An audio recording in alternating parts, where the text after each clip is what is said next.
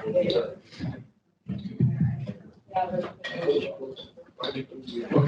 good morning everybody. We're going to begin now. I'm sure people will join us after the chance to get coffee.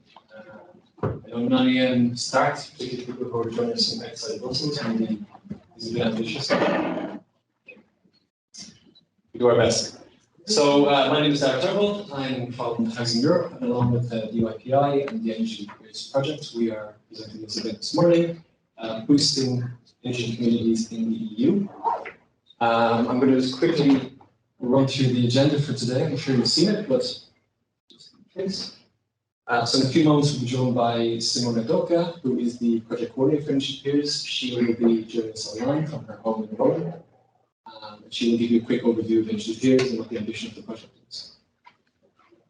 We've got two panels today. The first panel is really taking the EU level perspective on energy communities. So three great speakers from the NRG group and also group, but officially wearing the hat of the Energy Communities Repository today.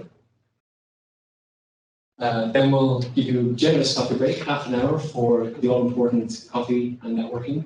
That's the benefit of having these real-life events, is that you actually get to meet people, exchange information, and learn something maybe you didn't learn from just a presentation.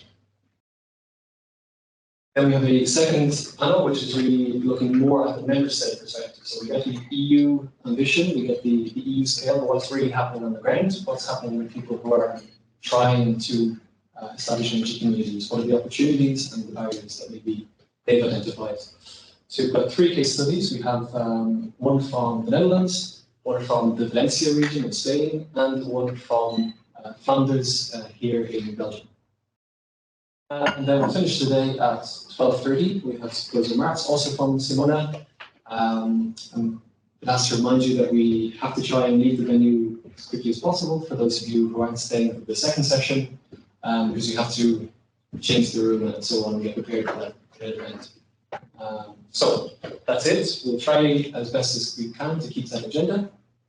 And in the meantime, Simona, if you can hear us, you can share your screen.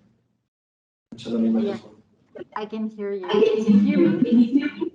Yes, perfectly. Perfect. Simona, do you have a presentation? Yes. Yes. I'm trying to share my screen. Can you see my screen? Yes. Perfect. Well, thanks everybody for attending this event that we had planned for quite a long time right now. Unfortunately, I cannot be there with you, but that's for, let's say, good reason, because I'm on the 9th month of my pregnancy. So I'm very close to deliver my first baby. So that's the reason why I'm not in person. But I hope I can meet you all very soon. But we are in good hands because we have a wonderful panel for today. And I just wanted to give a little bit of introduction about the NRG2peers project for the ones that don't know the project yet. Some of you maybe know it already. So just a little bit of background about our project. If my presentation moves forward, yes. So I wanted to start off with this image, not to scare you off, but just to give the impression of the urgency of the topic we are dealing with. So we're dealing a moment of dramatic climate change and catastrophic events. And in order to change this tendency, we need to take bold actions. Actions that have been taken with pledges or intentions from many countries around the world. And Europe is not any different in this. It is taking very bold steps and organizing a lot of work in a way to really make this energy transition more clean, more sustainable, also in the face of what we are encountering in these days, and is getting even more severe. For instance, with the Ukraine war and so on. So we know that Europe took bold step in this fight against climate change, and it has the intention to become indeed the first climate neutral continent in the world by 2050. However, to make this happen, we know that a lot of actions needs to be occurred, and we know that it's not just a technology transition that we have to enable, but it's also a people transition. And in this, indeed, we cannot leave anyone behind. We need to offer perspectives. It is exactly in this context that the NRG2peers project was conceived somehow in a way to enforce the uptake of energy communities in Europe. Something that we're going to talk about a lot. So I really don't want to give a background or a lecture about what an energy community is with this presentation, but more to give the background and the context of why we're doing this and what is the specific scope for NRG2peers to provide innovation in this field. NRG2peers started almost 2 years ago now. We have 16 partners with very various background, and our main scope is indeed to facilitate the uptake of peer-to-peer energy communities in Europe, which is a specific type of energy community of citizen engagement and market transition. So we are going to see this also in our future perspectives. What is a peer-to-peer community trade model? Well, it's a model of energy community that is really trying to move from a centralized to a distributed energy system by moving from a commodity-oriented to a digital service electricity market. And again, what I wanted to stress here is that peer-to-peer trade model are not just technological innovation, but are social innovation too, and especially. We're then moving forward with some analysis and study of what a peer-to-peer energy model is. And we highlighted different of these models, from a very simple one that could be indeed a model in which people, citizens, trade energy directly among them in this energy community context, up to a peer-to-community peer model, and up to even more complex models, what we call peer-to-market-to-peer model. So you see here there is a lot of context that has to be given, a lot of background that comes from different fields, and there is a lot to study for understanding how this model can uptake at the European level. How are we doing this in NRG2peers? Well, the main scope of NRG2peers is to deliver a platform on 3 levels, mainly. That is a gamified platform that will empower this user-centered energy trading mechanisms and business models. So in the first level, let's say, we're going to gather experiences from pilots, from energy communities, and we're developing what we call the readiness level indicator framework. And here it's basically an indicator with different sections that will indicate how a community is ready under an institutional, a user, a market, organizational, and technological and infrastructure level to become a peer-to-peer energy community.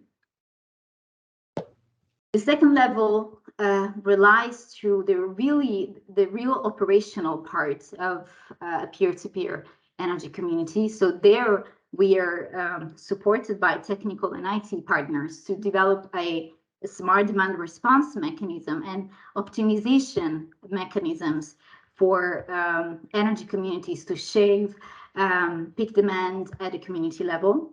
trying to bring, of course, financial savings, environmental savings, but also local self-reliance in this at a community level. And finally, but not least, the third level of complexity of our platform, of course, involves community-based nudging mechanisms to support the transition. So in this, we're developing what we call the advisory app. So it's an app that will educate prosumers and energy community members about the practicalities to set up or to participate into the peer-to-peer energy trading mechanism, the community, but also platforms to inform about other experiences, like our housing evolutions platform, in which experiences and knowledge can be shared.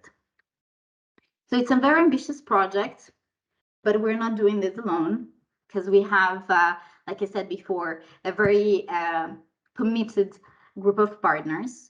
Our intention is to validate this peer-to-peer energy mechanisms in different communities, learning from pioneers' experiences and pioneers' communities.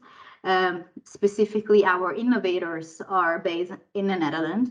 We have 4 pilots, pioneers communities there, moving to the early majority and late majority communities, and finally bringing this model to our laggards community. This means not communities that are less prepared, but maybe member states where the legislative context is less prepared for embracing these mechanisms. One of our pilot communities, our pioneer community, is Schoonskip, is a landmark community in Amsterdam. And here we have a very important context that we are learning from. Not only it's a community, it's a peer-to-peer energy community that is already established, but is also already allowed to establish a smart microgrid serving the community member in a sort of regulatory sandbox status. So there is really a lot to learn. Another community is the Alginet community. In this case, this is an historical electrical cooperative that operates as a DSO. So also in that case, we're learning lesson from a DSO as an energy retailer, how this function can set up or supporting the setup of a peer-to-peer energy community in the Spanish context. Moving to the late adopters, we have a demonstration site in Slovenia, which is the Luce community, which is a demonstration pilot also for the Compact project.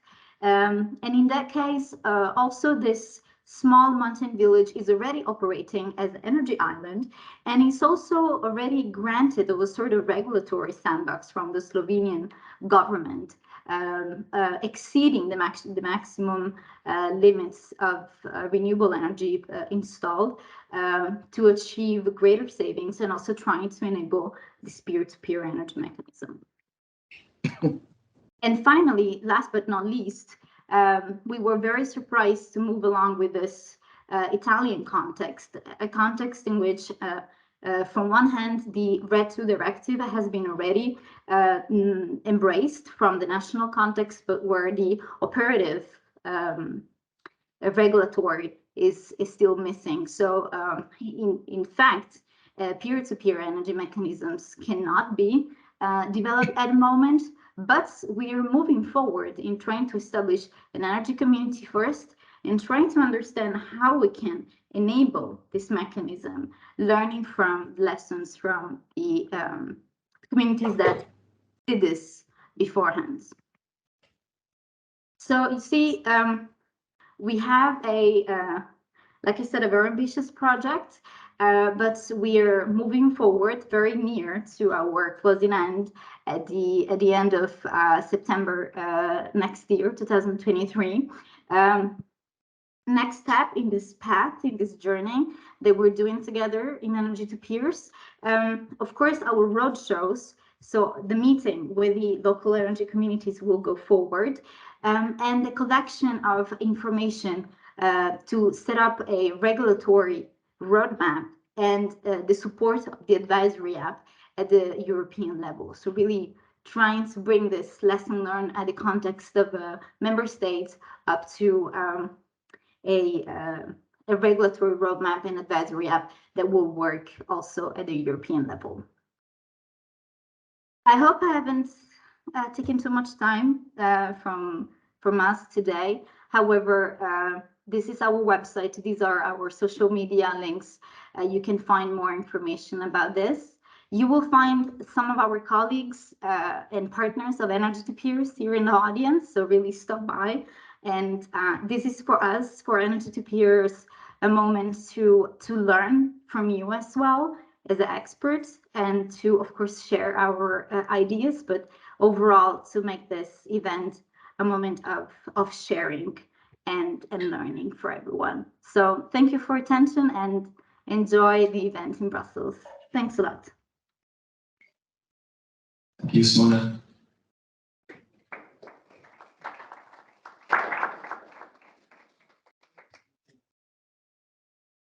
Okay, so we're going to move quite a quick pace here to try and give you as much time again for that all-important networking.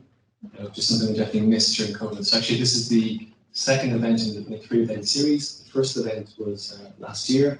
It was during, I think, the second and third lockdown, so it took place online. And yeah, it's definitely better to meet in person and have those important conversations. So we'll move to the first session, which is moderated by Emmanuel Kuss from our partner today, the UNPI. We have three presenters. Yes, so I think you're in the room. Perfect.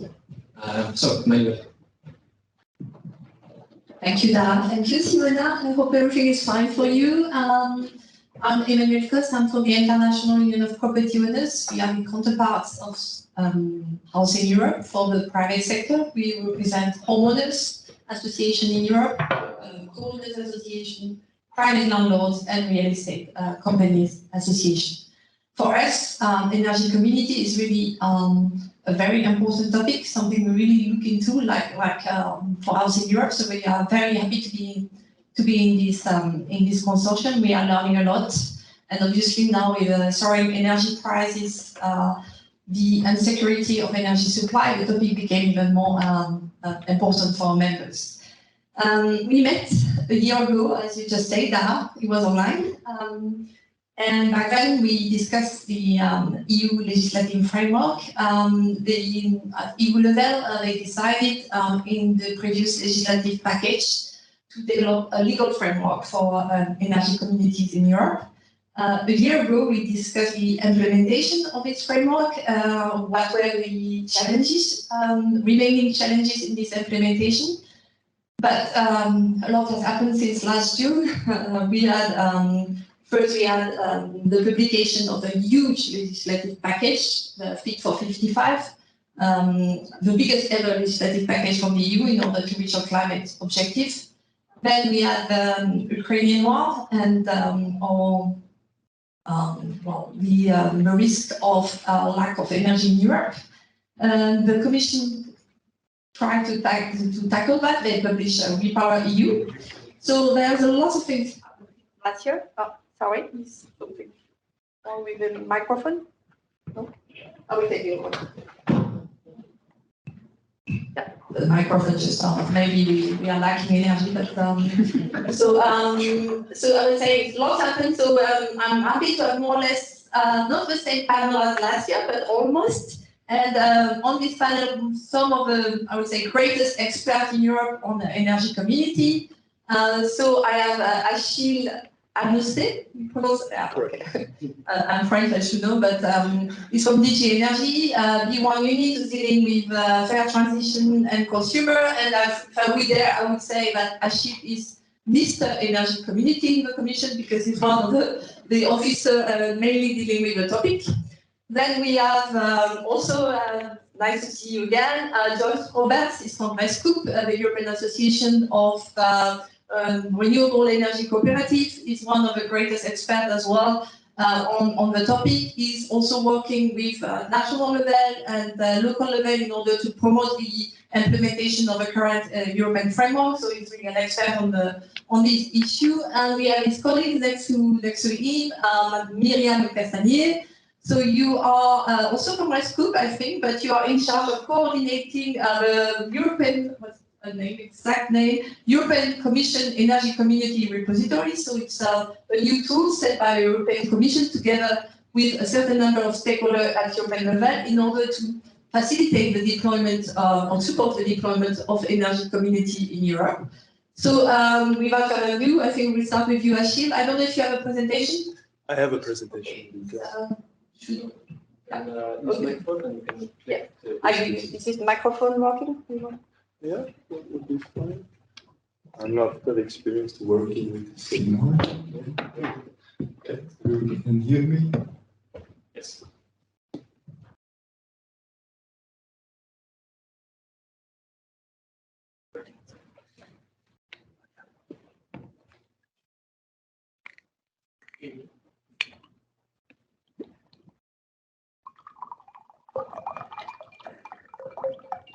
Great, thank you. Then let's see what I can do somehow. Yeah, right. Change. All right. So, table of content. What will happen through today? First, our EU through energy communities in the energy package, looking at the legal concepts once more, and then the enabling frameworks that have been reinforced by Repower EU. First, a disclaimer, as is appropriate. There will be some examples featuring here today. Some of these examples are not necessarily the best practices or the ones that we recommend. It's more as an illustration to work on your imagination on how these abstract frameworks can be translated at the national level.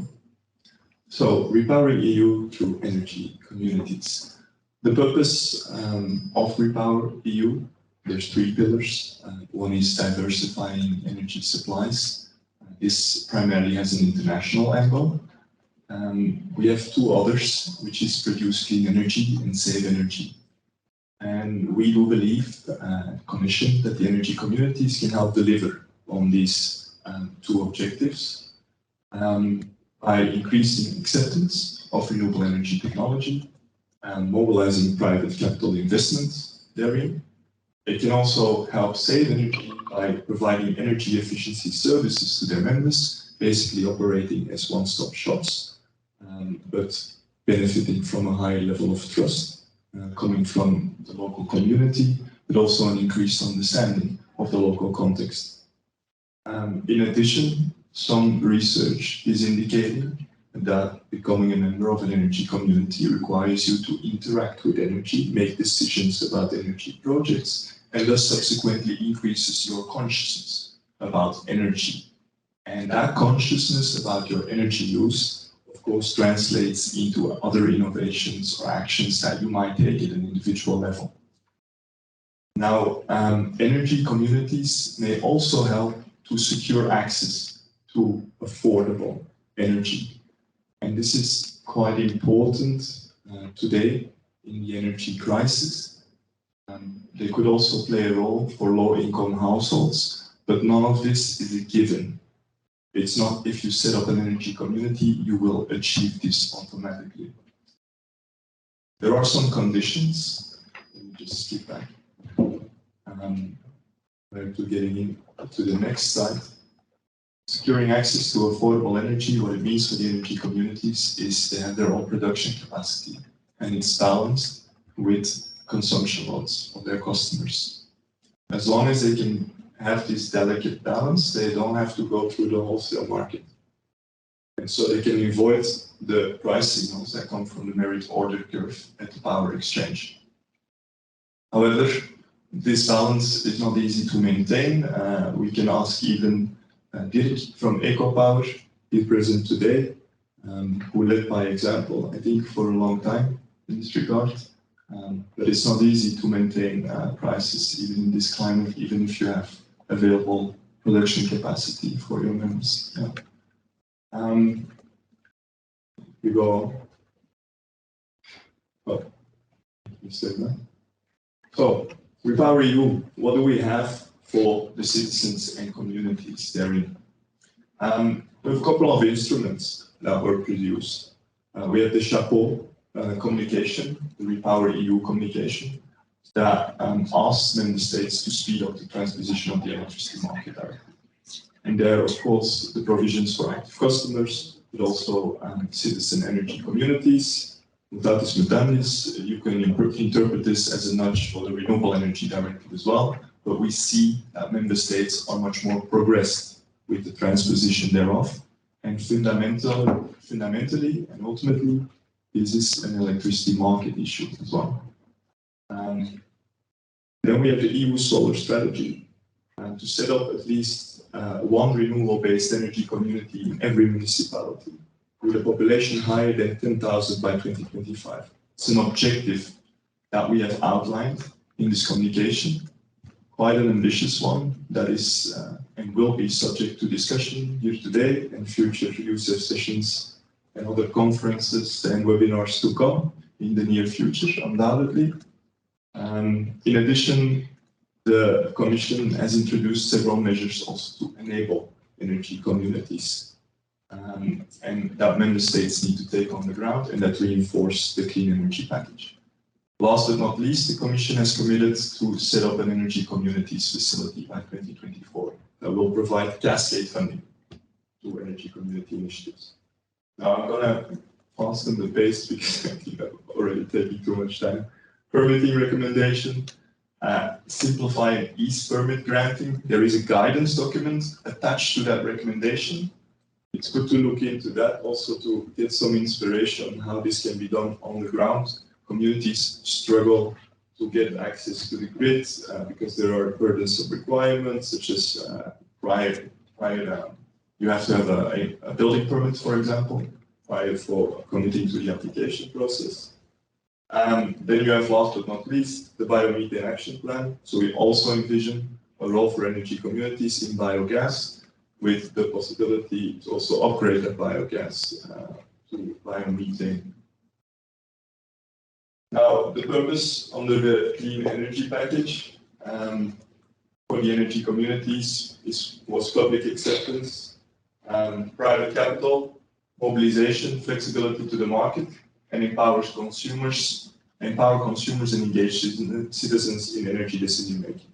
So the latter is really the democratization movement of the energy system that has been ignited by the energy community movement, but where consumers, of course, are a part of, and peer-to-peer trading as an activity certainly fits there quite well as well. So, what do I have in clean energy for all European package? The citizen energy communities and the renewable energy communities. We also have a proposal to enable citizen energy communities to operate on the renewable gas markets. What is important about these definitions is that it's a social concept. So environmental, social, economic benefits rather than profit making first. Now, if we look at the legal concepts itself, we see that they share a common core. They can both operate the renewable electricity market, any legal entity, open and voluntary, and their primary purpose is providing community benefits. There are also some fundamental differences, as you can see. The citizen energy communities are technology neutral. Renewable energy communities can operate in the heating and electricity sector. Maybe I was talking too silent prior to this. Apologies for that one.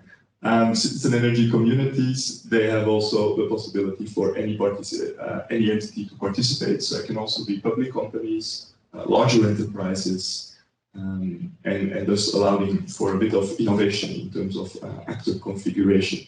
However, at the end of the road, it is important also with these entities that they're effectively controlled by smaller actors. Now, for the renewable energy communities, everything is much more closed. Everything needs to be in the hands of the SMEs, the citizens, or the local authorities, and they need to be located in proximity of the renewable energy projects that are owned and developed by the renewable energy community. Important here, the proximity element adds to increased local acceptance of these projects. So renewable energy communities in particular have a special role to play to facilitate this local social acceptance. Then lastly, the autonomy requirements. What we don't want is that these entities become corporate vehicles that are practically steered by third-party commercial entities. Some differences between the self-consumer and the energy community. Self-consumers, they can operate outside of a legal entity, they're confined to a building area, but they can go beyond that as well, if they really like. And they also have the possibility to engage in energy sharing within a multi-apartment. We can see you in the camera. Ah. We're standing here, we don't see it. This is better. Any place from here? Okay. Maybe the audience was glad that I wasn't visible. Not really, they were complaining. So big. All right, so autonomy, yeah, we don't want them to get corporate capital, as they say. Enabling frameworks in the clean energy package and reinforced on the Repower EU. So let's have a look at the main barriers. This is not an exhaustive list per se. There might be experts that have different opinions on this, but the main barriers that we see stem from three fundamental characteristics of the energy communities: a lack of time, a lack of know-how, and limited financial resources, but great motivation to start these projects. Now, this links to four main barriers: burdensome and complex administrative and financial procedural requirements. The procedures for applying and registering for licensing or to get grid access, they have been originally designed having in mind utility companies. These are large corporations with vast resources and technical know-how.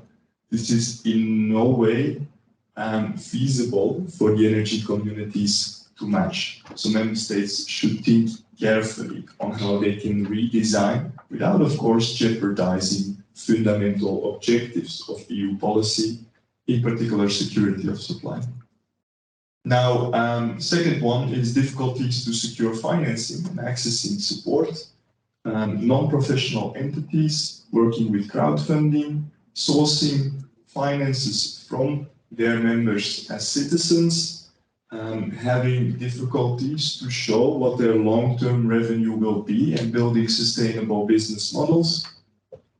They have difficulties speaking to banks and accessing low-interest loans. This is a barrier that we should be aware of, and we should also facilitate access for energy communities to access financial instruments that are dimensionized on their size and their characteristics. Third one is difficulties to develop sustainable and innovative business models. And part of those business models is the peer-to-peer exchange as well. We need member states to start enabling these activities. It's not only a regulatory issue, it's also a question of ICT innovation. We need smart platforms, energy management systems that are affordable for energy communities to adapt. We need local energy exchange platforms to facilitate the transfers, and we need new ICT infrastructure for the system operators so that they can account and verify the data that is coming from different sources of supply to the consumer. Now, lack of time and technical expertise to design, implement, and operate projects. I won't dwell on that too much because Miriam has that covered, I think, partly through the repository and how the Commission is trying to take action there to help overcome this barrier. But also some general lessons, I presume, on how these energy communities might struggle and how they can be helped to overcome these struggles. The enabling framework connects nicely to the barriers. This is what the Commission also had in mind when designing these frameworks. There's rights and responsibilities for KEK and NRG for that enable market participation. So that relates to the network tariffs, the procedures, again, enabling innovative activities, general baseline framework, you might say. Then for the renewable energy communities, you have these privileges on top of that. A set governance criteria, much more strict proximity requirements, so they're local energy communities in general. And this justifies that they also have access to financial instruments and information, customized support schemes, removal of unjustified barriers, and regulatory capacity building for public authorities. And the latter is key, because if we want to achieve the targets set out in the solar strategy, it will require an intensive cooperation between local authorities and energy communities, whether it's indirect support or direct participation of these entities. Now, I'll try to move fast. Do I have time actually, or am I way overboard? Yeah, flexible, nice. Okay. So barrier one, burdensome and complex procedural requirements. Minutes.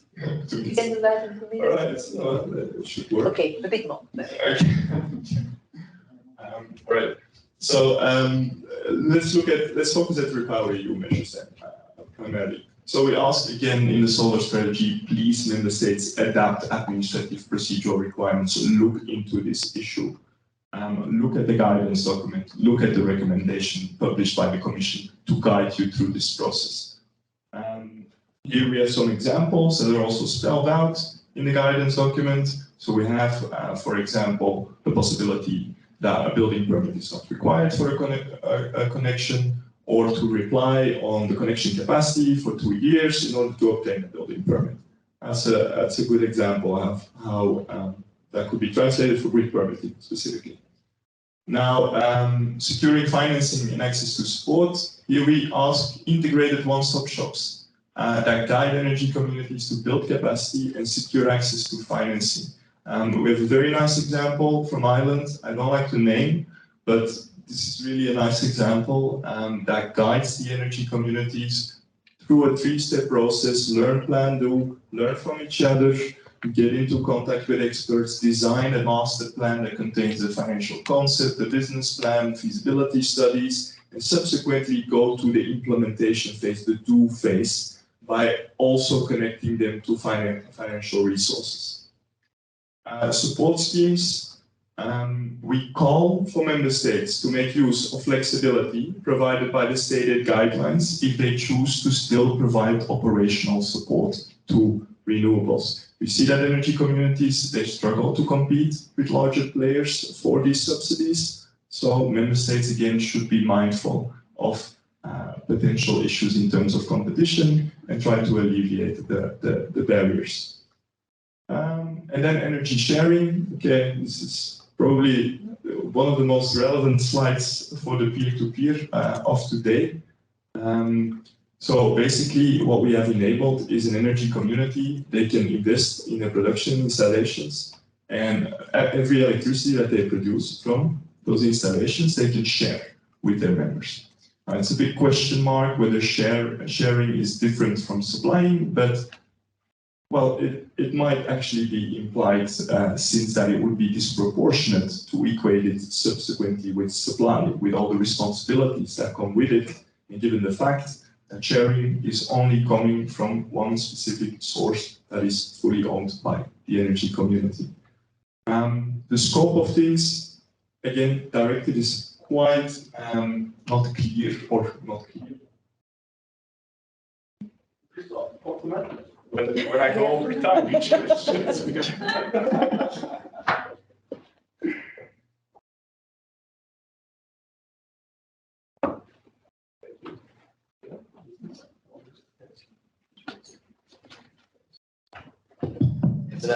okay.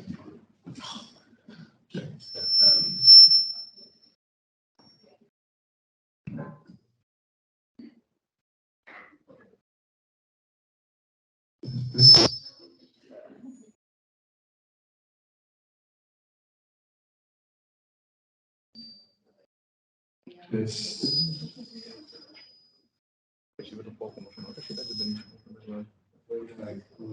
It might be that microphone.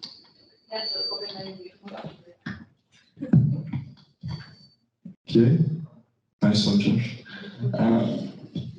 All right. I said it might.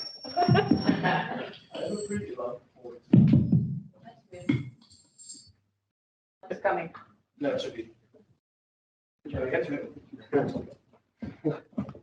one was, well, all of them. You, yeah, you need to unmute, yeah. Yeah, hello. Okay, I'm gonna lower down the volume. Thank you. Thank you. Yeah.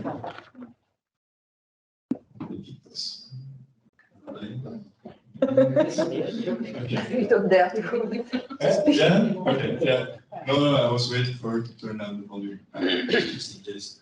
All right, so what is possible? So we see some implementations already. Either it's, well, usually it's in line with grid topology, because it's kind of energy sharing, it's also kind of like self-consumption. So that does make sense. However, for the citizen energy communities, we also enable energy sharing. So you can also imagine that it goes like full-blown nationwide, even through the transmission system. You could virtually, not physically, but virtually you could share energy across the nation maybe in the future, although we don't see that enabled very much at this stage. In terms of charges, tariffs and levies, we keep on urging the member states, or I'm urging currently, cost-benefit analysis of the distributed energy resources. So take into account, if you want to incentivize self-consumption through these network tariffs. First of all, network tariffs, it's not a support mechanism. That it's based on economic principles. So hence the cost-benefit analysis that needs to understate it. In terms of cost, be mindful that you can have cost socialization. So if you have reduced network tariffs to incentivize a few people that can actually afford to invest in renewable energy production capacity, you might be increasing the bill for those passive consumers that do not have the capacity, whether it's financial or purely the sheer will of joining an energy community or becoming a prosumer. At the same time, think about the benefits.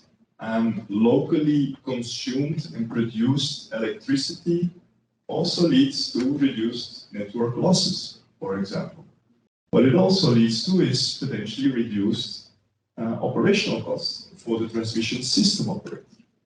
These things are to be taken into account, and there will be more parameters to be taken into account here, but it's just to illustrate for you the importance that this is being done at member state level as well.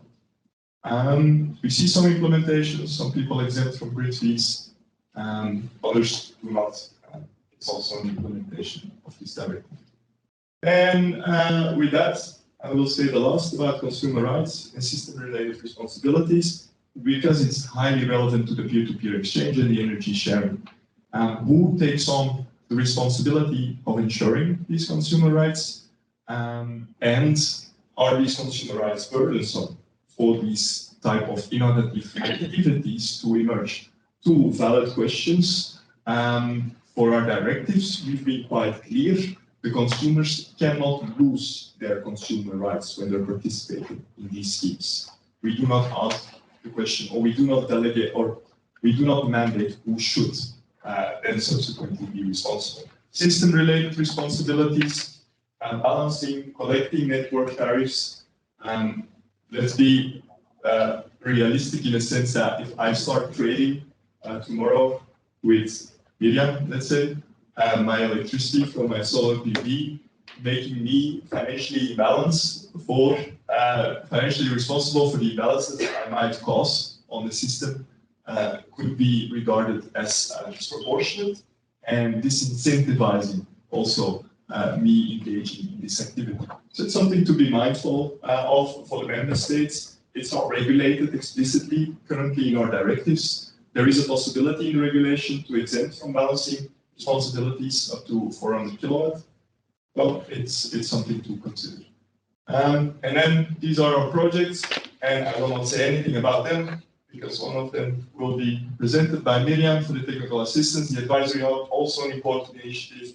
Technical call for applications for technical assistance are currently open for rural energy communities. So if you have people in your network or you're part of an energy communities and you need rural energy community and you need assistance, the time is now to submit your application. And with that, I said it all and too much already, and I thank you for your attention.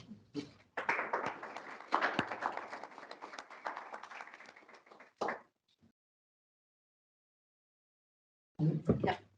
Thank you, Achille. It was great. I think it's a lot of information. We could have like a 2-hour session only on your presentation. It's a lot to take on, but now we pass the floor to Josh, because Josh, as I say, you are working on the implementation. You have this expertise, and it's very important. We have a legislative framework, but we also need to implement this properly at national level. So the floor is yours. I think you also have a presentation, right? Yeah, I do. So let's see if it's next one. How is it? Yeah. All right. So I'm here. Camera share stuff basically here. Okay. All right. So I will admit, when I started preparing this presentation, I felt a little bit awkward. I've been asked to identify the gaps in EU energy community policy. I'm going to apologize to Achille. I don't mean to critique the existing framework. It's just the question I've been asked to address. Usually I am asked to speak about the concept itself, what is an energy community, what are the best practices, what enables us. But here, this is a bit more of a thought exercise. So if I will, I'm going to skip past introducing NRG2peers. I assume most of you know who we are. We have members across 20 different countries. This slide is actually old, but we represent around 2,000 cooperatives who abide by cooperative principles. They take a number of different legal forms, but before we understand what they do, we have to understand why they do it. And it really comes down to the cooperative principles and a different way of doing business that benefits citizens, that gives them agency, and I want to emphasize ownership. That is really key here. We can't forget that. They basically do everything from supply to generation to distribution, aggregation, even energy efficiency, even more. Sorry, I'm speaking a little quick, but I want to get past this. Here, this is what I want to get to. So I've tried to identify 3 gaps. The first one is kind of where we're at in the existing implementation. I wouldn't necessarily identify these as gaps. I would just consider them the slower moving parts of the existing framework and where we need to do better. The second is kind of identifying blind spots in the existing framework. And again, this presentation was a little difficult because I think when we agreed on this framework, a lot of stuff hadn't happened yet. So it would be pointless to describe all of that in a vacuum because we live in the real world. Lots of crazy shit is happening every single day. So we have to understand what is changing and how do we need to respond to that. First of all, kind of to reiterate what Achille said, maybe just to take you back a little bit and maybe to start from the beginning. Before 2018, I think, when the Renewables Directive was finalized, we had absolutely nothing in EU legislation. So it was all a giant gap. And I really don't want to pretend that we filled a lot of that just by putting a legal framework in place. This is new, it must evolve over time, it must improve, and we couldn't cover everything in one go in the clean energy package. So I just want to set that context. The transposition guideline, the deadlines for the transposition of the 2 directives, which Achille has described, are long gone. So that's history. We're in the real world. You can see that more member states have done stuff on renewable energy communities, as Achille said, and less on citizen energy communities. But in reality, it's a lot more complicated. I just want to throw out a shout out to Conrad's project, who has recently put out a paper on the comparative analysis of enabling frameworks and support schemes. It's really good. It's got some good examples. So this is where we start from. But I just kind of wanted to highlight some emerging trends in the transposition process that we have experienced. By and far, the biggest trend is that most of the legislation from the EU level has been transposed literally. That basically means it's been copied and pasted. And if you have looked at the definitions of energy communities in the directives, you will understand that they are very principles-based. And what are principles? They're broad guidelines, and they really need to be hammered down in detail. Otherwise, they provide very little clarity.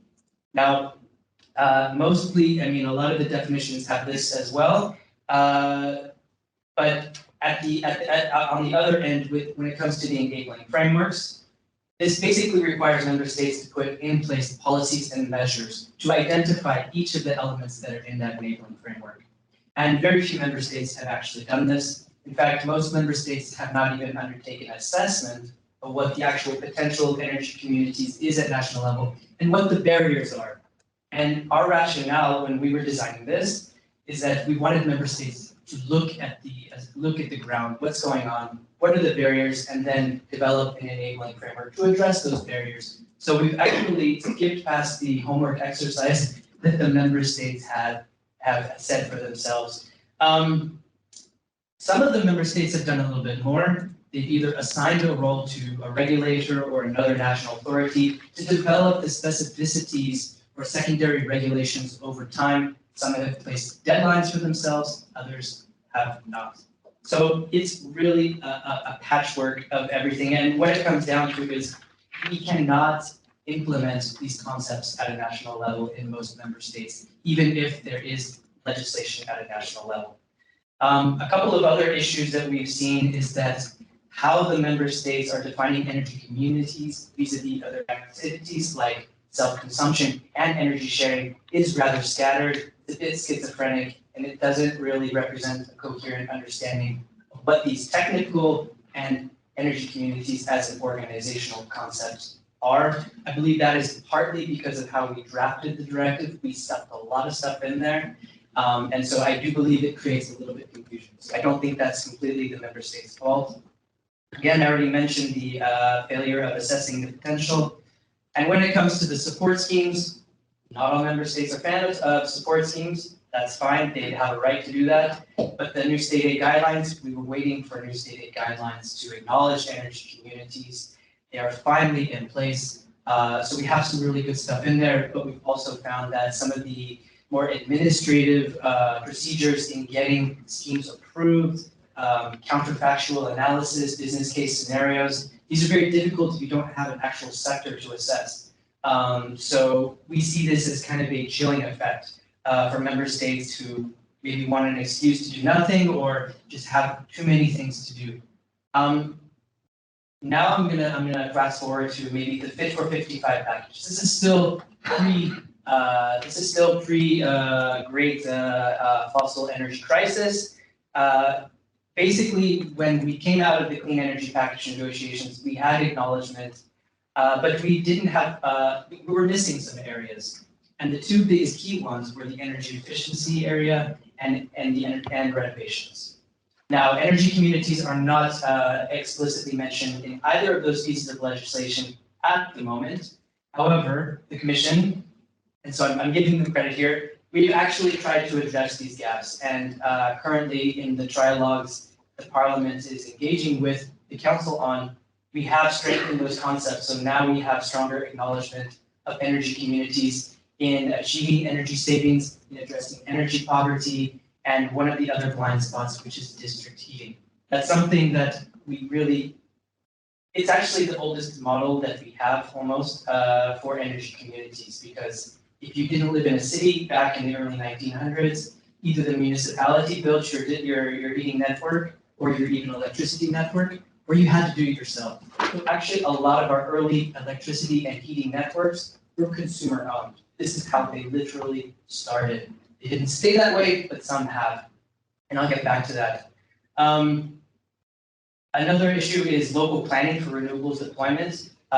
This has a lot to do with, at the grid level, whether the DSOs have a good understanding of how much renewables will be installed at the local level and how they can actually integrate this.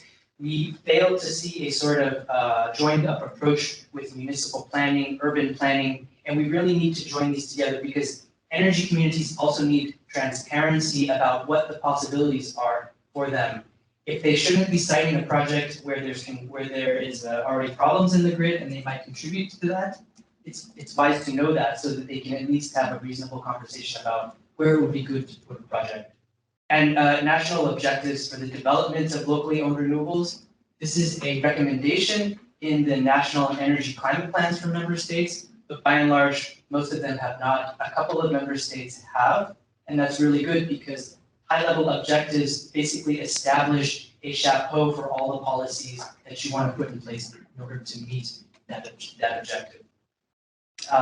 Two of the other most obvious ones are collaboration through local authorities, through public procurement. We've all heard about local authorities, how they're gaining more responsibilities, but they lack the expertise, human and financial resources to undertake these responsibilities. In particular, we can see this through public procurement. There is a desire by local authorities to engage energy communities in the local economy and through their purchasing power to collaborate with citizens. But through the existing sort of, I would say, market-first framework, it's very hard to consider social considerations or public acceptance or citizen engagement when you're developing these types of tenders. We've actually come up with a really good guide for how some municipalities have done this, but at the end, there's still a lot of lack of legal clarity, and this has a knock-on effect for litigation risk, and most municipalities don't have the they don't want to deal with that. I completely understand. And then energy communities tackling energy poverty. We hear a lot of rhetoric around this. We have members who do this, but it hasn't been scaled up yet. And we say good things, but we need to put some more policies behind it. That brings me to this. And where are we today? That picture on the right really scared me. But it also kind of brought me back because I don't think the situation we're necessarily in is unprecedented. And I think von der Leyen actually mentioned it in her State of the Union speech. I think Denmark is a really good example. During the 1970s, their government basically wanted to respond to the oil crisis through nuclear. Citizens said no. They built their own wind turbines. This one here is one of the first. It's quite iconic in Denmark. And the other is this. It's just a solar panel field. I took this picture when I was visiting Samso, but it's part of a district heating network. Now, it took Denmark many years, decades, to build their district heating network, but most of it is consumer-owned still to this day. And through the energy crisis, they are not feeling the risks and the price pressures that most other people are when it comes to heating. I think for citizens, we talk about the role of gas. I think one of the biggest gaps right now is what is the role of heating for citizens? How are we going to have citizens heating their homes? This is where I think we come into a little bit of conflict with the Commission. There's a lot of emphasis on getting rid of gas, but replacing it with biomethane. I don't have a problem with biomethane, but it also has a lot of other impacts, and it also kind of ignores the space for other issues about how we could be encouraging heating in citizens' houses through community and consumer-owned networks. So that's kind of there's another issue that I want to mention. I mean, these are kind of our recommendations for how we should be addressing the existing crisis. I mean, first, I think it's good that the Commission mentioned that they want to ensure a speedy implementation. We'd like to see a little bit more detail about how that's going to happen. I mean, the repository is a clear response to this. We want to help member states, but I think at the end of the day, it's also about accountability and making sure that member states are living up to their EU rules, because these are EU rules. One thing that we do lack at the moment is the acknowledgement of the need to promote local ownership of production and supply. And we believe that this should be a matter of securing energy security of energy supply. We're going to be building a lot of renewables in people's communities, and we need to make sure that they can take ownership of that. You can't be stuffing windmills down people's throats. They won't go for it. It's going to create a lot of problems. And to be honest, energy communities and citizens, not just energy communities, this is all citizens, this is local authorities. It's not targeting any one specific group.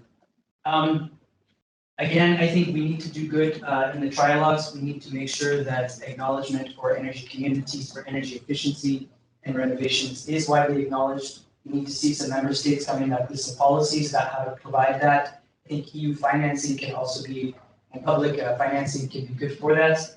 And maybe this comes down, I mean, Achille talked about EcoPower and their supply model. I also belong to a supply cooperative in Wallonia. It's composed of 15 renewable generation cooperatives called COSITEB. This model, nobody can start a supplier right now. The supply market is completely broken for reasons which I don't need to go into.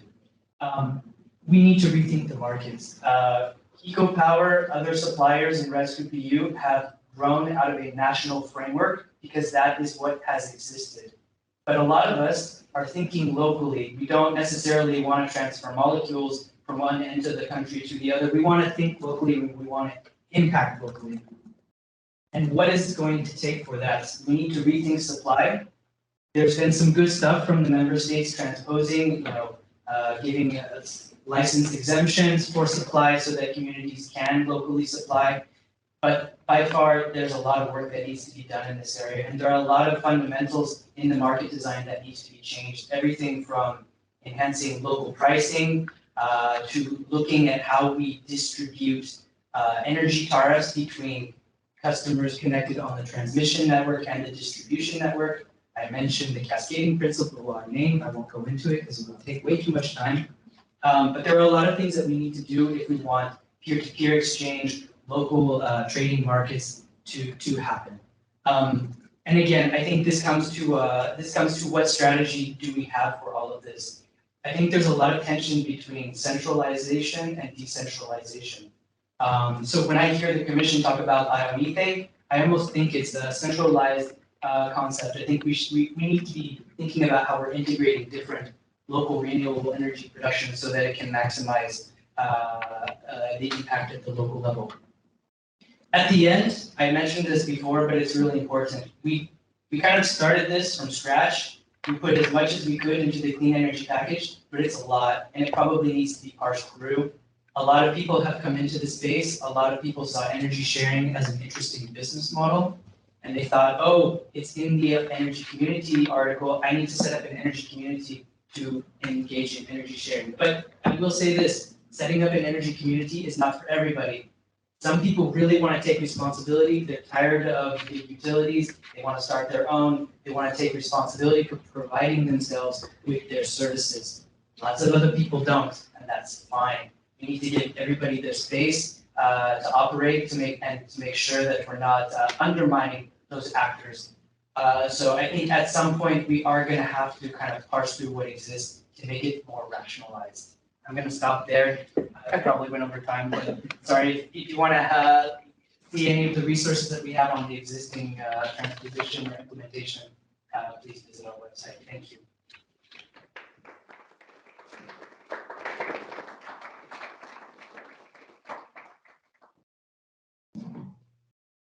Thank you, Josh. That's great. We are running a bit out of time, so if you want a bit of time for questions, we try to speed up a little bit. But Miriam, I think your presentation anyway is resonating quite potentially with what was mentioned before. So yes, thank you. I think I'll be a little bit shorter anyhow. So after all these introductions to the concepts and what's been going on at the EU level, I wanted to introduce briefly an initiative that the European Commission put in place to really actively support energy communities, but also member states in the transposition of the clean energy package. As you already mentioned this earlier, there's actually two initiatives that were launched at the same time, the Energy Communities Repository, but also the Rural Energy Community Advisory Hub, which is kind of like an extension of the repository focusing on rural energy communities. Just to briefly introduce who's behind this at the moment. It's a contract for 2 years, as many of you know, and the organizations behind it bring together experts from energy cooperatives, but also cities working on the energy transition, energy agencies, performance growth regulation, and Akarian, who's an IT developer, and these experts on data management. So going very practically into how the repository will support energy communities, we're working on policy analysis, mapping and impact assessment of energy communities, and also providing technical assistance to energy communities. In the mapping and policy analysis department, we're currently working on a map of energy communities in the EU. So this is going to be published very soon, in the coming month normally, where you can then have a look at the energy communities that are out there to the extent that we've mapped them so far. The mapping exercise will, of course, continue over time as data is very fast evolving, I would say. We will then, based on this, also assess the impact of energy communities that have been mapped, looking at, oh, sorry, I'm out of the picture. Looking at things like CO2 emission reductions, installation capacity, energy savings, but also trying to look at the impacts energy communities have on the grid and the social impacts of energy communities. And we're also looking at policy analysis and the enabling frameworks to really provide a knowledge base for member states to do more and better for the energy communities in their countries. At the level of technical assistance, I want to just give you a few numbers or an overview. We're going to provide direct technical assistance to about 25 energy communities. We're also going to organize twinnings and peer learning opportunities and national capacity building workshops, as well as EU-wide capacity building webinars. So the repository doesn't provide funding as such. That's going to come later through the energy communities facilities that Ashley mentioned earlier, but we provide in-kind support through experts for energy communities to help them advance on their journey in their projects. Maybe for, I don't know how many energy communities are online today, but so that people know who we're supporting. We're both supporting energy communities that are already a legal entity in line with the renewable energy and citizen energy community definitions, but also if there is a starting energy community that has the features of a future energy community that is maybe at the moment still in the beginning stages, we're also looking to support these communities. And another element of the energy communities repository, the Commission wanted to make sure that we provide dedicated support to countries where historically there's been less activity in the field of energy communities. So here you can see an overview of the countries we will be focusing on, some of which we will have dedicated capacity building workshops in. The repository will also share and identify existing best practices, existing resources that have been developed by previous projects. We saw some already earlier that Josh actually mentioned as well. And we will also be developing new guidance materials, identifying the gaps of maybe where there aren't current resources available and making sure that we can provide more information to energy communities and policymakers in that field. Yeah, that actually goes back to the energy to the policy analysis earlier. There's going to be a database of policies existing on the energy communities. Maybe some more things that you can find in the repository so far. We have put together an overview of EU projects and initiatives that dedicate themselves to supporting energy communities in one way or another. There is an overview of existing one-stop shops as well at the EU level, but also at the national level, and a toolbox where you can find most, I hope all, of the information that's out there on energy communities. If in any of those areas we see that we have missed something, please don't hesitate to share it with us. We're always happy to add more. And maybe on the technical assistance application process, as Ashia mentioned, the technical assistance applications are open both for the Advisory Hub and the Energy Communities repository at the moment. I've added the link here so that you can, when you have the slides later on, just find the information easily. Otherwise, you can go on our website of the Energy Communities repository. And the deadlines, indeed, the applications are open now. We have two cutoff dates, the 31st of October and then the 31st of December this year. So if you know of any energy communities that could benefit from this, please don't hesitate to forward this. We'd be really happy to talk to them. And I think that was it from me. I hope I stayed within the time. Wow, that was Catching up. yeah.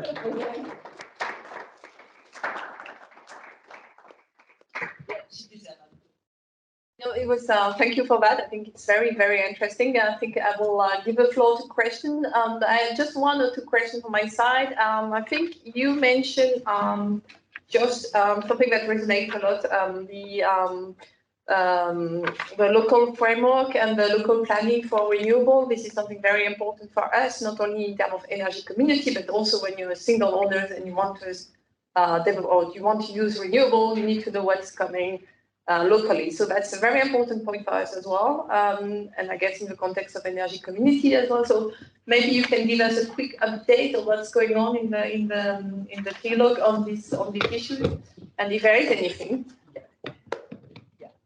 Actually, it's a little bit complex because while the renewable energy is in the trialogue, the Commission also proposed kind of an addendum to the renewables directive, just some additional amendments. I think they wanted to amend the renewables target up, so they changed the legislation.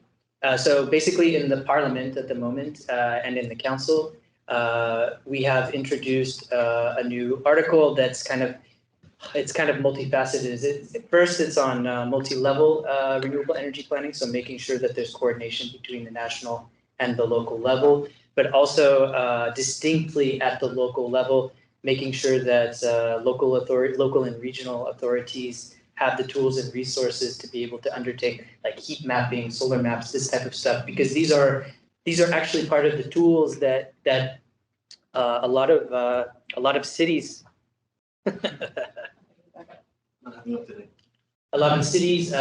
use to give households visibility about what's actually possible on their roofs. So it's actually kind of I think we were just sending some input to some MEPs on that earlier this week. So it's very hot at the moment. Great, thank you. Yes, indeed, it's quite a hot topic. So, any questions from the floor, or should I? Anyone online as well? If you're online, I think you can ask questions, right? I think there are a couple of people online. Anyone? Yes.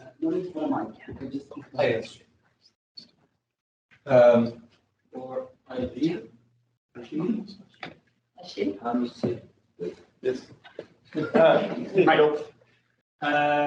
You mentioned that the biggest problem was the complexity, and we should reduce complexity for communities to start out to start with here.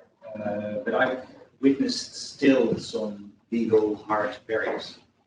One of the things, I will mention a few in my speech later, but another interesting thing I think is the European Commission requires a legal framework. And what you see is that most countries introduce changes only in their energy legislation. And in several projects, we found that the barriers now come from other forms of legislation, which are not adapted. So we don't make the framework of energy, we just make the energy law adapted or transposed. Let's say we transpose the directive into our energy legislation instead of our legislative framework. Is the European Commission looking at that, and how do you think you can tackle that? Or yes, thank you. Yeah, it's always an issue with law and the way we structure these, let's say, pieces of legislation. It applies to a sector, and you implement it within that sector.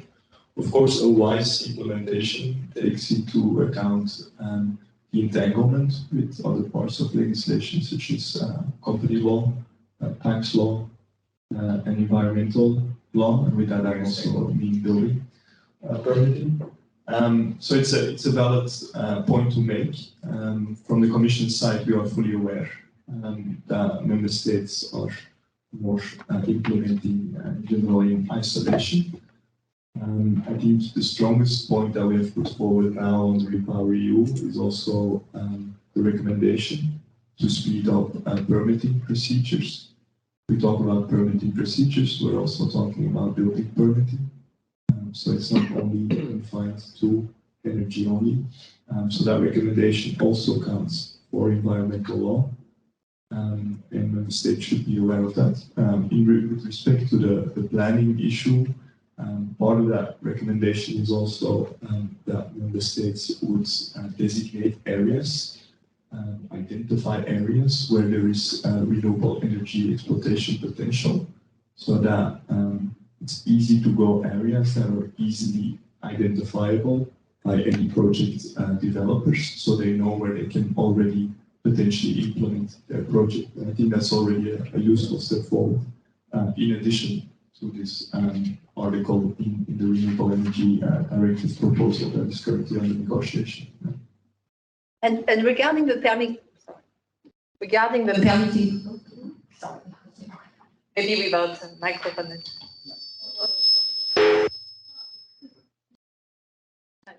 No, it's fine. I don't need it. Regarding you mentioned this permitting guidance as well, and I would like to resonate as well of what has just been said, because from our members, we know that the main issue with energy community for them is the planning.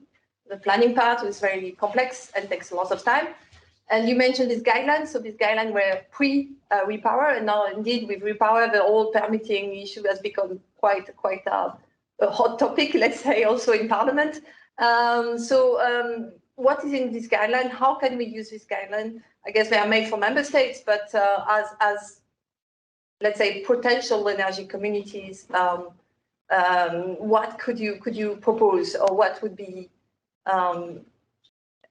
Well, there's only so much that you will get out of those recommendations if member states don't do anything with them. So it's really asking about speeding up and easing these procedures. So the easing tackles the complex issue of navigating the landscape. So clear information should be made available, and maybe even smart tools to easily identify areas and feasibility of projects within those areas. Otherwise, yeah, speeding up. So that means less administrative requirements, and even potentially thinking about exempting smaller scale projects as well from requiring a building permit. And with that, I've primarily in mind the multi-apartment buildings and sort of the fee that is being installed there, which is of course less of a spatial issue, but still it can be an important barrier. So I think if member states implement that in light of the guidance, and the guidance gives some good examples from member states, it's modest, but it is an indication on how you can go about it. In addition, we have the repository that gives an overview of legal frameworks where you can draw inspiration from. Member states implement, really, not only transpose, but implement these abstract provisions, then energy communities will start to benefit from it subsequently. And it is an obligation. I know it's a communication, so it's soft law. We can have a technical discussion about that. But it is, in soft law, a hard obligation on member states to, a hard recommendation to implement these let's say, more easily accessible procedures. Is there a threshold for this small project, or I'm not familiar with the guidance, so sorry for the stupid question. But there's not really a threshold, I would say. The threshold is more set around citizens and communities, in the sense that they are allowed to benefit from this more far-reaching, let's say. Interesting, because I had this discussion yesterday with my Swedish colleagues, and actually they say there is now in Sweden the legal framework for energy communities. So that's why I was a bit, I saw your graph and your table, and there was Sweden was not there. So last time I checked, it was still a recommendation from the regulators. So if it's changed, send me an email. I will double check. I will double check, but exactly that's why I'm asking, because they were asking about how to deal with this permitting issue. So maybe we can use this guidance and maybe also come to you on this issue. So that could be also interesting. I just wanted to mention something about that. I mean, what I took from the staff working document, it had a couple of good examples, which I got from the consultation. But where I think it was a little bit lacking was kind of the more detailed guidance. And I can compare this to the issue of the go-to areas and defining public interest areas for renewables development. The Commission spent a lot of effort guiding member states how to get around environmental planning legislation and stuff. I mean, not to flout it, but you know, kind of like go around. I was like, wow, this is like a blueprint. I'd like to see that for energy communities and planning. I think that was kind of a good standard to set. There are some good questions. Do we need to circulate the microphone? I might close the room so people online can hear you already. If you speak at normal volume out loud. So Josh mentioned that we have to rethink the market. I just want to illustrate it a bit from what I know. In Belgium, it seems that not even 30% of the electricity produced in Belgium is on the market. The rest is PPAs, mainly big producers, nuclear with big consumers, chemistry industry, and so on. And then we see that at the consumer side, more and more people are on social tariff, which is also actually out of the market. So I think we really need to revise the free market. Who was it intended for? When I look at it with my experience, it was intended for the industrial consumers. And all the others, they didn't really win. And so now we see what the failure is of the free market, that the low-income people fall out of it. And then now the governments, they hand out money, they give them a social tariff. So this is reflected in the distribution costs of the other consumers who are a bit better off. So I think we really have to reconsider this, and we now clearly say we are actors from the social economy. Maybe we should take the small households out of the free market, definitely forever. So it's a consideration. As a call for reaction, right? So, want to react to that? If you want to start a very long discussion. There is another question, yes. Maybe. Please introduce yourself as well. Maybe it's also Hello, I'm Juan from Southeast Asia. You have to identify, I think, one of the challenges is financing. We're a very young cooperative, that's 3 years, and we have to face these steps. So I had as president to sign a few loans and put my guarantee, personal guarantee, in a cooperative. So my question is, how can we get kind of warranty to promote, to develop projects without having personally to put the warranty to start, because too many new energy communities are coming up with a social figure like a cooperative, like us, or association. And these kind of legal entities with the banks are not friendly, so you have to put your personal warranty to get it. So it's just a point, because Spain is growing up, and if we want to grow and be massive in a local area, we need money to invest. But if I may add to that, it's a very good point, because we often have the same issue in multi-apartment building in Europe, where you might have a legal entity as a co-owners, but you do not necessarily can access bank guarantees as co-owners. So you have to have individual loan, and it's a big issue for the installation of renewable, but also for the renovation of the building. So very good point. Thank you. I mean, just to add one sentence to this, a lot of our cooperatives actually, they set up SPVs for projects simply because they don't want to go through the challenge of going to a bank who has no idea what they are.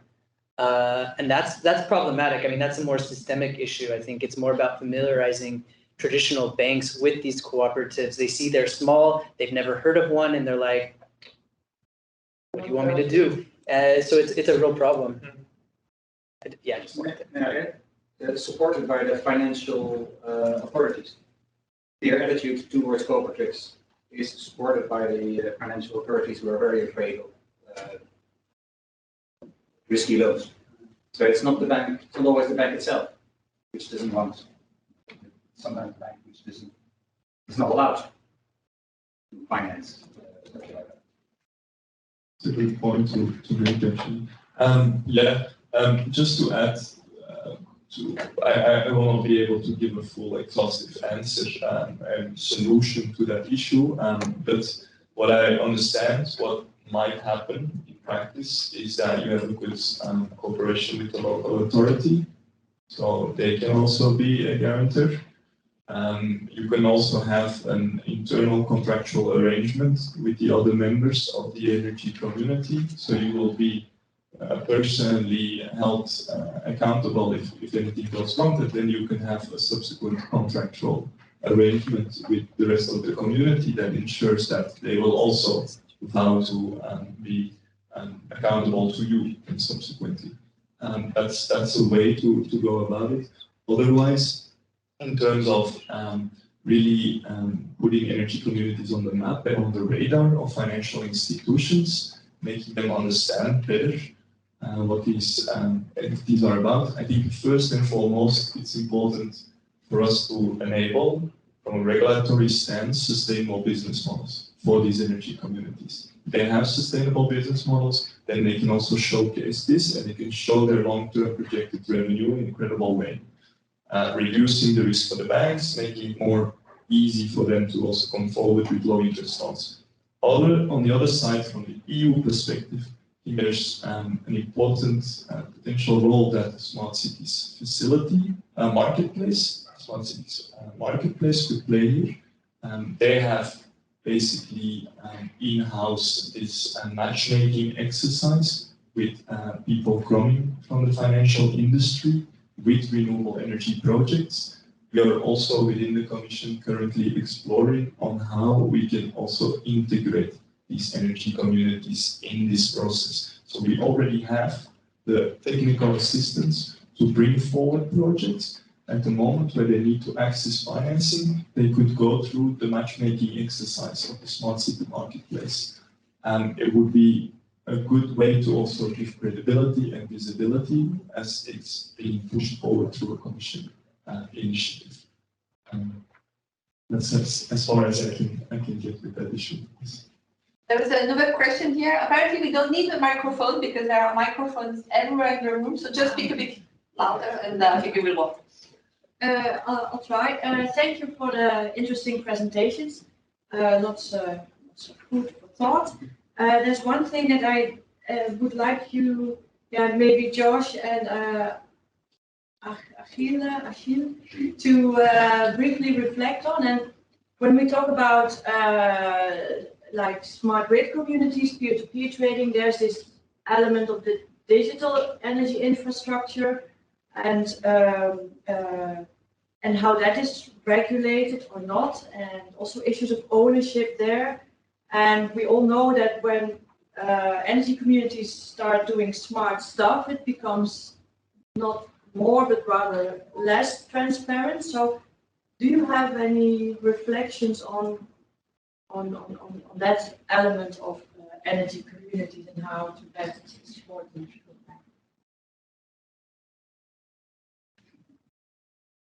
Yeah, I mean, you raise a real a good issue, and I think Dirk actually mentioned this a couple of days ago at the beginning of this week. And I mean, I think one of the things it ultimately comes down to is trust. I think people, if they're going to be sharing their data, they want to know that it is going to be used for what they agreed and that it's not going to be used for what they don't want. And that's where we really value the cooperative model, because people actually have control over how their data is and is not used through the cooperative. I think when that comes, and that's probably more on like an individual cooperative level, whether it has to do with any sort of activity. I think it really becomes more complex when you get higher up to platforms. These are things that we rely on. You know, we might participate in a platform, but You might also see some of the cooperatives want to set up their own platform. Usually what we do is when we are engaging with people from the ICT sector or other innovative technologies, we usually choose partners that we agree with on a moral kind of level. But I think at the end of the day, we need to make sure that we also have the space to set these sort of things up so that we're not just, because then I mean, right now we're slaves to the wholesale market structure, the centralized structure. What we don't want is to become slaves to a decentralized platform structure that is still controlled by either large utilities or big tech. That defeats the entire purpose. So there needs to be space there for us to set these types of things up in line with our own values. I don't have the answer though. I think that's fair. Like you should be able, definitely the energy community should be able to do that and have control of their data. In reality, of course, right now this innovation is being spearheaded by the utilities, but also see, I would say, a new business model there to facilitate these exchanges, or it can even come from outside of the market, the information society setting up local energy platforms, energy management systems. I think what is core and what is most important is that we bring down the cost of these platforms as soon as possible so they can be adapted by any energy community wanting to start peer-to-peer exchange, energy sharing, local self-consumption, and integrating also themselves with the grid through an interface. And for example, a virtual power plant. There is a project in the pipeline by Risk as well in this regard, but I don't know what the technology readiness level is currently. But they should be ready for the market and affordable. That's key, and research innovation is an important way of facilitating this, and we're doing that as well with several projects in this regard in the pipeline on the Horizon 2020 and Horizon Europe for the future to come. Yeah, and NRG2peers is one of them. So thank you for your question. It's very relevant in this project, in the setting of this digital platform. And I think just to add, I think the governance of the digital infrastructure is not in order yet. And you were talking about the gaps, like you can look at the energy policy and legislative domain, but we also need to look at taxing and budgeting and everything. And the digital domain is an overarching layer. It's not sufficiently addressed, but it's more at national level. It seems to me. Yeah, no, it's a very fair point. I think where we want to go to now, we have this Data Interoperability Act as part of Article 24. And here we want to ensure that we have the, let's say, role models and information models really spelled out so that actors know what their responsibilities are, which data needs to be communicated, to which actors. And I think that's an important first step. The first implementing act that we have, and that will be coming out soon, is that consumers can already access their data and that they can choose, so they have ownership. They need to give permission for the use of that consumption data to a third party who can then use it to provide flexibility services. So that's the first step. Future processes that we will enable through these Data Interoperability Acts is also fast switching, but also demand response and other services that might emerge in the future. So energy sharing might well be one of them as well. Who knows? Yeah. Thank you. There was one final question, so I will take it, and then we can continue the discussion in the coffee break. Yeah, thank you. I'm Pablo Carnal from the Valencia Institute of Building. I want to raise the question about the whole centralized, decentralized. One of the problems that we're seeing in densely populated cities in Spain is that the building typology is multifamily buildings with very few or small roof area for PV compared to the huge consumption that those individual dwellings have. All buildings built in the 70s, no insulation, the sky being a mildly, relatively moderate weather still. It's cold in the winter, it's very hot in summer. So I don't know what ideas that you have, or whether you have something to share, maybe some best practices from the repository whenever that comes online. Because we are seeing that the single family buildings, there's no problem. They are renovated and they still PV, no problem there. But most of the people live in multifamily buildings, often suffering from energy poverty, and their building renovation hasn't succeeded so far, and we are afraid that maybe the renewable transition won't either. Hence, rising again the tensions between rural areas and urban, because EVs are going to be installed in rural areas to feed the city. And I don't know how, whether it's a complex question probably, but I just wanted to raise it up. It's a very good point, and I will pass it on to my panel partners here. But I just want to add one thing there, and that's also what we said in the solar strategy. I know it's all high level, but we call for an integration of one-stop shops. So make sure that local one-stop shops that guide consumers through the process of installing PV and renovating their homes, that they just need to go to one instance and get the full package and an idea on how to go about it. I think that would be already a good step forward if we can have that mindset. And of course, yeah, being fully mindful. I was confronted with a case actually recently where they couldn't put solar PV on the roof because it was entirely built on wood, and the wood was, it had several cracks in it. So you don't want to be building a solar PV installation on an outdated, badly renovated house. And Valencia is a pioneer in these old topics, and they're also working on a one-stop shop. So that's that's the problem is there. And a regional strategy, if I understand, or if, I think that might have already been developed. Yeah, both and at local level in the city of Valencia. Yeah. I mean, I think this this issue between urban and rural divide is it's a really tough one. I don't to be honest, I don't see an easy answer to it. I mean, I think there's probably one example that's kind of instructive, and we've probably gone back and forth on whether this is actually a good idea or not. But in Greece, they have a virtual self-consumption legislation that incentivizes this. The geographic proximity limitations are actually quite broad. It's based on a region. However, they've made a special exception for the city of Athens so that they can participate in neighboring regions' projects. I think that is probably the right direction to go.